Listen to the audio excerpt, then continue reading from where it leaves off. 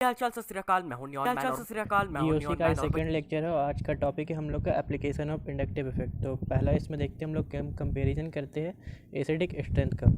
तो acidic strength में पहला हम लोग को जानना है कि जो माइनस आई इफेक्ट शो करता है जो भी ग्रुप, तो वो एसिडिक स्ट्रेंथ को बढ़ा देता है, ठीक है, और जो प्लस आई करता है वो एसिडिक स्ट्रेंथ को घटा देता है। तो एग्जांपल से हम लोग समझते हैं। तो पहला एग्जांपल में हमारे पास ये वाला एसिड है जिसमें एक F ग्रुप लगा हुआ है जो कि COOH के जस्ट बगल में है। सेकंड वाला में उसके सेकंड वाले पे है और यहाँ पे COOH से थर्ड वाले पे है। तो यहाँ पे हमको देखना है कि डिस्टेंस COOH से कितना है। तो जो सबसे सामने है उसका एसिडिक स्ट्रेंथ सबसे ज़्यादा होगा। तो यहाँ पे ये वाला ऑर्डर हो जाएगा कि जो फर्स्ट वाला सबसे ज़्यादा एसिडिक हो गया, उसके बाद सेकंड और फिर थर्ड। उसी तरह सेकंड में आते हैं तो यहाँ पे हम देखते हैं कि जैसे हमारे पास COOH के बगल में Br लगा हुआ है, वो भी 3 ठो। उसके बाद सेकंड वाला में 2 ठो Br लगा हुआ और थर्ड वाला में सिर्फ एक ही Br है। तो यहाँ पे 3 का जो इंडक्टिव इफेक्ट होगा माइनस आई वो ज़्यादा होगा। तो इस तरह से तो यहाँ पे तो सिंपल है कि मतलब यही वाला ज़्यादा होगा। और फिर ऐसे थर्ड में आते हैं तो यहाँ पे देखो 3 CH3 ग्रुप है तो ये तो प्लस आई कर देता है। तो यहाँ पे ऑर्डर ये वाला सबसे कम हो जाएगा। फिर यहाँ पे 2 है तो उससे कम, और यहाँ पे 1 है और यहाँ पे 1 भी नहीं है, तो यहाँ पे ये वाला ऑर्डर हो गया।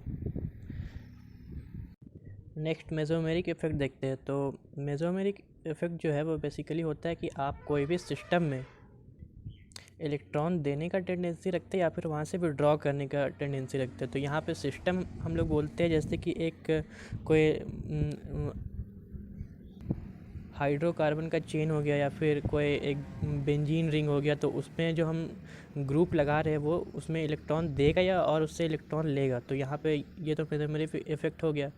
अब देखते हैं कि इसका 2 टाइप है। तो पहला है प्लस एम इफेक्ट और दूसरा माइनस एम इफेक्ट। तो प्लस एम इफेक्ट में होता है कि जो सा भी ग्रुप तुम्हारा इलेक्ट्रॉन को देता है किसी भी सिस्टम में, तो उसको हम लोग प्लस एम बोलेंगे।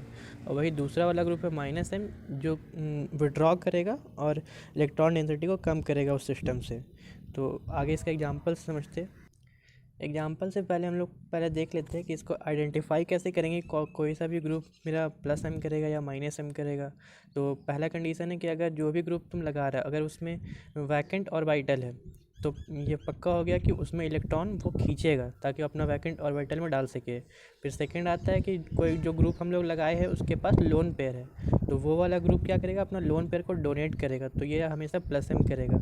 अब यहाँ पे देखते हैं कि जैसे यहाँ पे बताया गया है कि X डबल बॉन्ड Y है, ठीक है। तो यहाँ पे डिपेंड करता है, जैसे X अगर कम इलेक्ट्रोनेगेटिव है और Y ज़्यादा इलेक्ट्रोनेगेटिव है तो Y के तरफ ही बॉन्ड टूटेगा, और बॉन्ड टूटेगा तो X पे आएगा प्लस चार्ज। ये देखो यहाँ पे प्लस चार्ज आएगा, और ये प्लस चार्ज जो है वो कोई भी जो इलेक्ट्रॉन वाला सिस्टम होगा उससे इलेक्ट्रॉन खींचेगा, ठीक है। तो ये माइनस एम करेगा।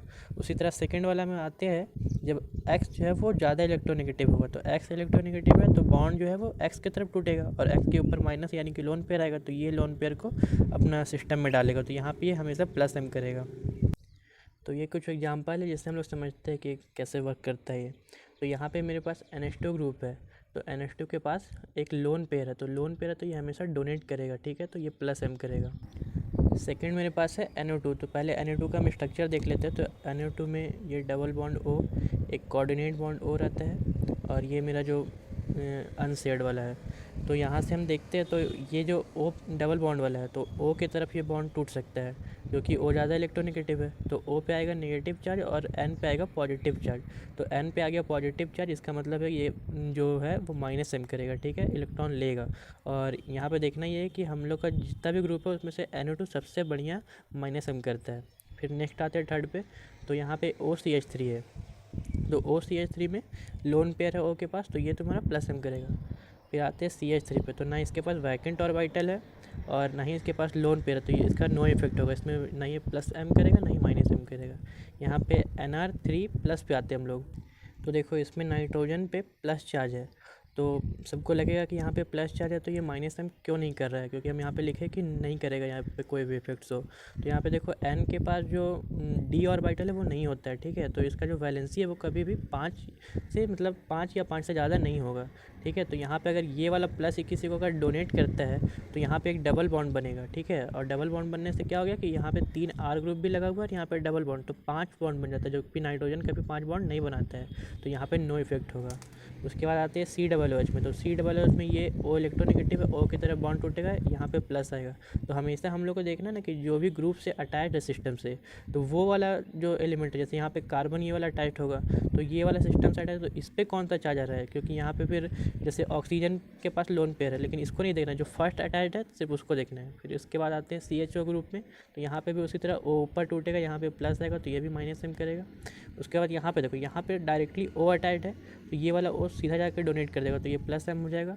उसी तरह फिर इसमें आते हैं, तो यहाँ पे भी N के पास लोन पेयर है, तो ये सीधा प्लस एम कर देगा। अब यहाँ पे F में आते हैं, तो F को बेसिकली हम लोग इंडक्टिव इफेक्ट में देखते हैं माइनस आई इफेक्ट करते हैं, तो हम लोग को थोड़ा सा उसमें लगता है कि ये माइनस करेगा, लेकिन यहाँ पे F के पास भी होता है लोन पेयर, ठीक है। तो यहाँ पे ये भी प्लस एम करेगा इलेक्ट्रॉन डोनेट करके। उसी तरह जब Cl में आएंगे तो यहाँ पे डी ऑर्बिटल आ जाता है, जबकि F में नहीं होता है, तो यहाँ पे दोनों चीज़ कर सकता है, प्लस एम भी करेगा और माइनस एम भी करेगा। नेक्स्ट हम लोग बात करते हैं SO2H। तो इसका जब हम लोग स्ट्रक्चर बनाएंगे तो ये कुछ इस तरह बनेगा कि S डबल बॉन्ड O और OH। इसके पास तुम्हारे पास जब सल्फर अभी मजा आएगा ना भिड़ो।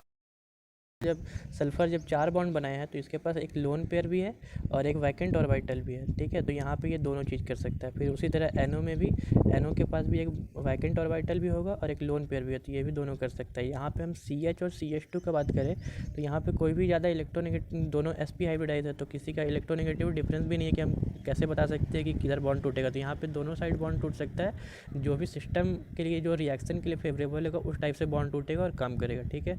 उसी तरह जब हम लोग फॉस्फोरस में आते हैं तो फॉस्फोरस यहाँ पे इसके पास खाली ऑर्बिटल है, इस पर ऊपर प्लस चार्ज है, जबकि ऐसे ही एक क्वेश्चन देखे थे कि हम लोग नाइट्रोजन पे प्लस चार्ज था, लेकिन नाइट्रोजन के पास ऑर्बिटल नहीं रहता है खाली, तो यहाँ पे जो फॉस्फोरस के ऊपर प्लस चार्ज है तो ये आराम से माइनस एम कर लेगा, क्योंकि इसके पास डी ऑर्बिटल है और ये डबल बॉन्ड यहाँ पे बना सकता है। नेक्स्ट हम लोग कंपेयर करते हैं कि प्लस एम इफेक्ट का ऑर्डर क्या होगा। तो